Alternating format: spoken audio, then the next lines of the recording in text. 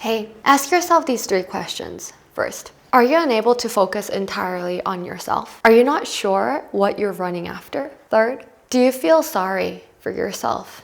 If you felt this anytime in the past, you're onto the right video. Hi guys, I turned on the camera today because I wanted to share some of my thoughts and what I've reflected upon being unemployed, kind of out of the 9 to 5 rut, and what the changes have been for me. I can say this one thing. It was that I was living in constant fear. I was afraid of the future. I was uncertain of my immigration status. I wasn't sure that I would have enough money to live by. I was afraid that other people would get ahead of me. Afraid that I would be a failure in other people's standards. I was basically trapped in the past and in my future that hasn't happened yet. This time, taking a break, being at home, having no income, being alone, all this was a little hard to take in at first in the few weeks. I feel as if it was kind of by the 3rd week that I decided, oh, okay, this is my new routine. It was nice getting up when I wanted to. It was nice to have the freedom to do what I wanted every day when I woke up. When I had work, I would hear the alarm at 7 in the morning and my subconscious would be like, hey, go back to sleep. You deserve it. But now because I don't have to be at a certain place by a certain hour, I originally thought that I would probably wake up, I don't know, after 12 hours of sleep. But it turns out that I wanted to utilize my time better. I hear the alarm and in 3 seconds, I turn it off and I'm up. It doesn't take that long for me to get up because I'm I want to live today. I want to live my day today.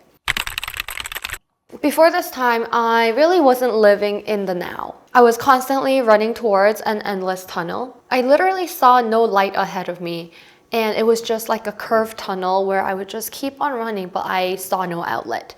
And that's because I essentially had no goal. I really had no problem living below my means, but I was never content with where I was.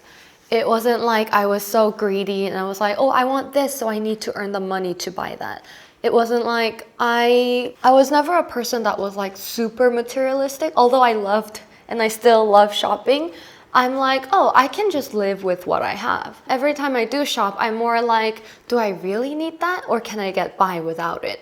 So I didn't really have any problem of just oh, I need to be financially better. I was just never content with my financial status. And I believe that does come from, I guess, more of my upbringing, more of my experiences with money. But it wasn't just money either. I was never content with where I was in terms of career or friends or relationships or even with my body.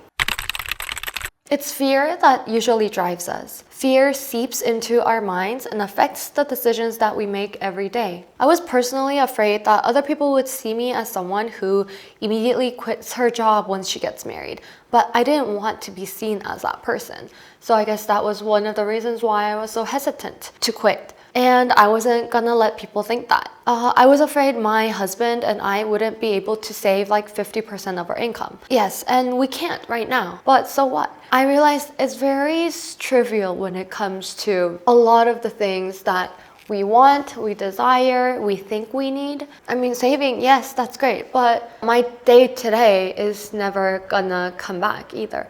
I can always earn more money in the future, but that doesn't mean I'm gonna get today back. Right now, we're not even able to save a couple hundreds, but so what? We aren't starving to death. These days, we care so much about what other people will think of us. But if you really come to think of it the other way around, when I hear that someone quit her job, I'd be like, way to go, girl.